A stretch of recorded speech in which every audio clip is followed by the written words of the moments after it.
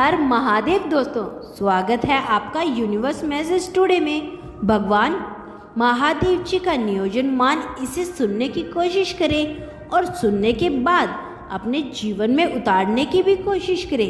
यकीन माने जो कोई यह संदेश सुनेगा और इसी तरह से जीने की कोशिश करेगा उसकी जिंदगी खूबसूरत हो जाएगी भगवान महादेव की कृपा से। तो चलिए आज का यह संदेश क्या है जानते हैं।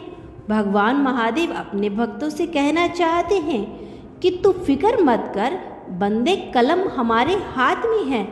तू कर मत फिक्र, जो हुआ नहीं हम करेंगे, वह जो तूने शायद सोचा ही नहीं।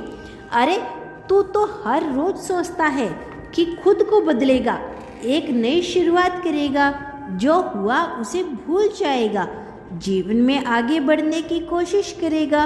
पर यह सब तू कर नहीं पाता क्योंकि हमेशा वही बातें तुझ पर हावी होती जाती है जो तेरे लिए अच्छी नहीं होती, और वही सोच तू खुद को तकलीफ देता है और फिर ये जिंदगी तेरे लिए मुश्किल पैदा करती है और तू खुद को संभाल नहीं पाता। इसीलिए मैं तुमसे कहता हूँ कि जितना ही कम दुनिया से तू वास्ता रखता है उतने ही खूबसूरत तेरी जिंदगी का रास्ता होता है।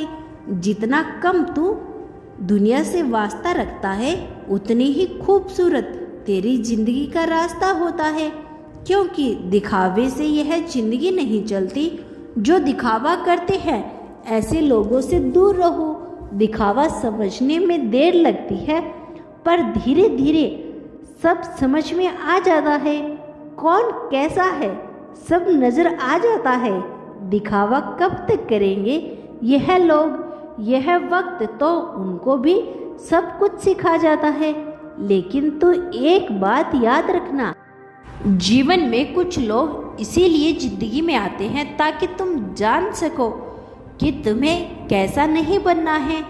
इसीलिए जो रिश्ता तुझे रुला दे उससे गहरा कोई रिश्ता नहीं, और जो रिश्ता तुझे रोता हुआ छोड़ दे उससे कमज़ोर कोई रिश्ता नहीं, और जो आपके खुशी के लिए हार मान ले उसे आप कभी जीत नहीं सकते। और ऐसा कोई व्यक्ति अगर तुम्हारे पास है तो समझने की कोशिश करो, उसे अपने आप से दूर कभी मत करो। और इस दुनिया में तेरे पास अगर ऐसा कोई नहीं है तो चिंता मत कर, यह महादेव जी हमेशा तेरे साथ रहेगा। कोई कुछ भी कहे स्वयं को शांत रखना सीखो, क्योंकि धूप कितनी भी तेज क्यों ना हो समुद्र को सुखा नहीं पाती, समुद्र को सुखा नहीं पाती। तुझे तो लगता है यह जिंदगी तुझे रुलाती है, लेकिन सच तो यह है कि यह जिंदगी नहीं तुझे रुलाती, बल्कि तेरे मन जैसी बातें नहीं होती, इसीलिए तुझे यह जिंदगी अच्छी नहीं लगती। लेकिन एक बात याद रखना, तेरे हिसाब से यह जिंदगी नहीं चलती। तेरे लिए क्या अच्छा है इस हिसाब से मैं तेरी जिंदगी बनाता हूँ। जिंदगी जीते जीते एक बात याद रखना, तुम्हारी कई सारी समस्याओं का कारण तुम्हारी खामोशी नहीं बल्कि तुम्हारी जुबान होती है। आवश्यकता से ज़्यादा बोलना दुखों का कारण बन सकता है, इसीलिए कम बोलो लेकिन स्पष्ट बोलो। जितना जरूरी है उतना ही बोलो। और इसीलिए शायद मौन को हिंदू धर्म में ऊंचा स्थान है, इसीलिए शायद मौन का हिंदू धर्म में सबसे ऊंचा स्थान है। अरे इतना ही नहीं, सेहत और मौन का भी गहरा संबंध होता है। मन से मानसिक शांति तुम्हें प्राप्त होती है और विचारों से एकाग्रता आती है। और इसीलिए आज तुम बड़े बड़े साधुओं संतों ने, बड़े बड़े विद्वानों ने मौन धारण करके गुप्त ज्ञान को भी पा लिया।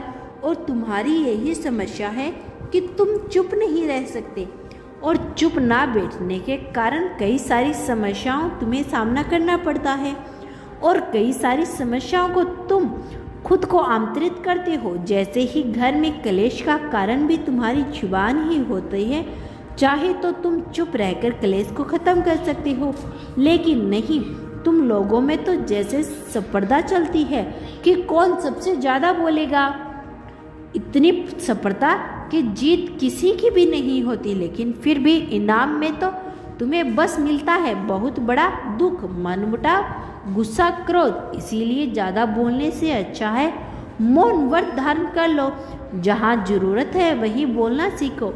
अरे तुम्हारी आवश्यकता के अनुसार खाते हो, आवश्यकता के अनुसार कार्य करते हो, तो फिर आवश्यकता के अनुसार बोलते क्यों नहीं हो? ज़रूरत से ज़्यादा बोलने की ज़रूरत ही क्या होती है?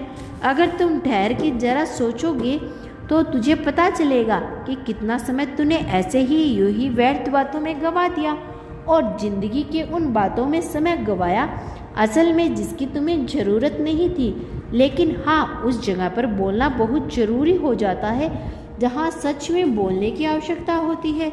जैसे कि जहाँ किसी के साथ छल हो रहा है, कपट हो रहा है, अधर्म हो रहा है और अनैतिकता की बातें हो रही हैं, वहाँ तो तुम्हें बोलना ही पड़ेगा।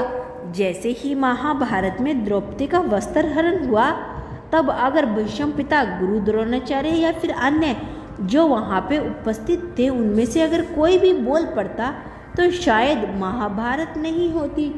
इसीलिए हमें कहाँ बोलना है और कहाँ चुप रहना है यह भी समझ में आना चाहिए और इसके लिए मार्गदर्शन करता हूँ। मेरी जो संगत में रहता है उसे समझ में आता है कि कहाँ क्या बोलना है, कहाँ चुप बैठना है।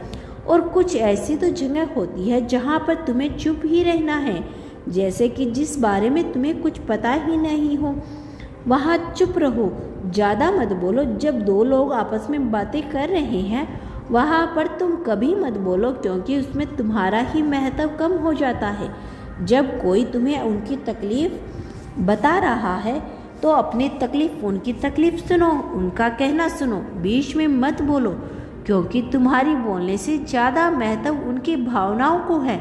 इसीलिए उसकी भावनाओं को पहले सुनो फिर उस पर बोलो। ऐसे व्यक्ति के साथ कभी बात मत करो जो तुम्हें हर बात ठुकरा देता है या फिर तुम्हारी बातों को महत्व नहीं देता।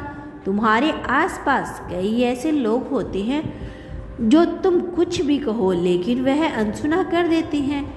अगर तुम्हारे आसपास ऐसे लोग मौजूद हैं तो उनके साथ कभी भी बात मत करो जो तुम्हारी तरक्की से खुश नहीं होते। तुम्हारी तरक्की होने से जिन्हें दुख होता है उनके साथ भी तुम्हें कभी बातें मत करो। तुम अपनी खुशियाँ उनके साथ कभी मत बांटो। और अगर इस तरह जैसे मैंने बोला है उसी प्रकार अगर तुम जिंदगी जीना शुरू कर दोगे तो तुम्हें कभी भी लोगों से उपेक्षा नहीं रहेगी और तुम अपनी ज़िंदगी में खुश रहोगे। लेकिन हाँ, इन सब में तुम यह मत सोचना कि तुम्हारे पास ऐसा कोई नहीं है। तुम्हारा यह महादेव तो सदा ही तुम्हारे पास रहेगा, तुम्हारे साथ रहेगा। बस तुम अपने महादेव जी पर भरोसा रखो, क्योंकि यह महादेव जी का साथ कभी नहीं छोड़ता। मेरा हर भक्त मेरे लिए सर्वश्रेष्ठ है, मेरा हर भक्त मेरे लिए ही है। तो डरना नहीं, तो घबराना नहीं। यह महादेव जी हमेशा तेरे साथ रहेंगे, यह महादेव जी हमेशा तेरे साथ रहेंगे। भगवान महादेव जी ने आज के संदेश के माध्यम से हमें यह सिखाया है कि कहाँ हमें चुप रहना है और कहाँ बोलना है। अगर हमारा समय बचाना है और हमारी तरक्की करनी है तो हमें कई सारी जगह में बस चुप ही रहना है, मौन व्रत ही धारण करना है। और बातें करने का मन करे तो बस अपने कृष्ण के साथ ही हमें बात करनी है जो हमारी बातें ध्यान से सुनते हैं। दोस्तों, आज यह संदेश कैसा लगा कमेंट करके ज़रूर बताइएगा।